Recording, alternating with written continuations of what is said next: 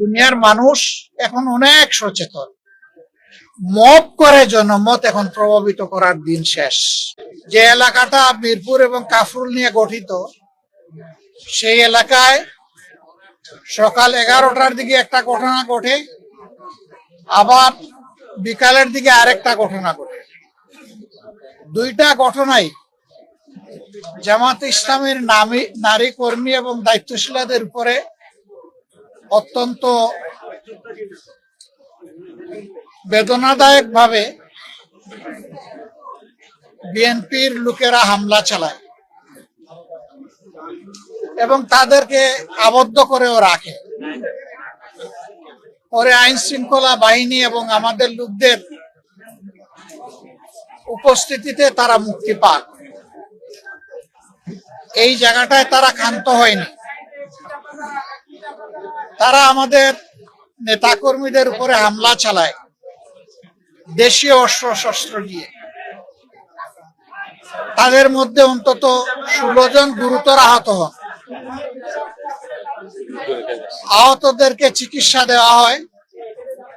তাদের মধ্যে কয়েকজন এখানে ভর্তি আছে। আমরা তাদেরকে দেখতে এসেছি। আর এখানে সব মিলে 25 জন চিকিৎসা দিয়েছেন। কেন এমনটা ঘটলো? নির্বাচনী প্রচারণা ইনশাল্লাহ আগামীকাল থেকে পূর্ণ উদ্যোগে শুরু হবে। আমরা দেশে একটা শান্তিপূর্ণ,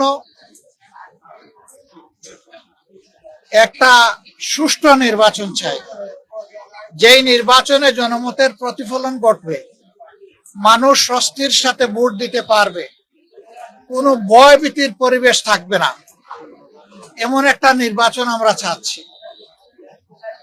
যুক্তির খাতিরে যদি ধরে নেওয়া হয় যে আমাদের দলের কেউ নির্বাচনী আচরণ বিধি লঙ্ঘন করেছে, এর জন্য যথাযথ কর্তৃপক্ষ আছে, তারা কর্তৃপক্ষকে বলবেন। কর্তৃপক্ষ তাদের মতো করে উদ্যোগ নিবে এবং আমাদেরকে সেই ব্যাপারে সম্পৃক্ত করবে, আমাদের কাছে জানতে চাইবে। আরো অনেক পদক্ষেপ নেওয়ার তাদের এখতিয়ার আছে। কিন্তু কোনো ব্যক্তি বা দলের কোনো ধরনের কোনো এখতিয়ার নাই এই ব্যাপারে কোনো মব সৃষ্টি করার। আমরা এই নোংরা মবের নিন্দা জানাই এবং আমরা দেখতে চাই যে মব যেন এখানেই শেষ হয়। মনে রাখবেন, দুনিয়ার মানুষ এখন অনেক সচেতন। মব করে জনমত এখন প্রভাবিত করার দিন শেষ।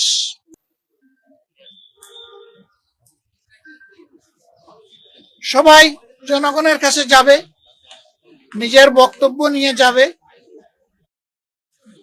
দলের অঙ্গীকার যাবে, নিজের চরিত্র নিয়ে যাবে, নিজের কার্যক্রম নিয়ে উপস্থিত হবে। জনগণ অতীত বর্তমান বিবেচনা করে ভবিষ্যতে কার উপর আস্থা রাখবে সেই সিদ্ধান্ত নেবে।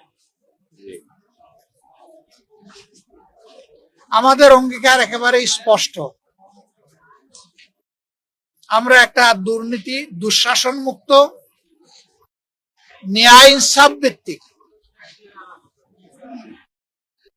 সমাজ গড়তে চাই, যেই সমাজে ফ্যাসিজম আর ফিরে আসবে না। এর জন্য আমরা দুটো নির্বাচন একসাথে অংশগ্রহণ করব।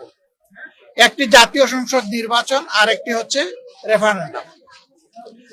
আজকে আমি নির্বাচনের ব্যাপারে কিছু বলবো না, আচরণ বিধির লঙ্ঘন হবে, ওটা কালকে থেকে বলা শুরু করব।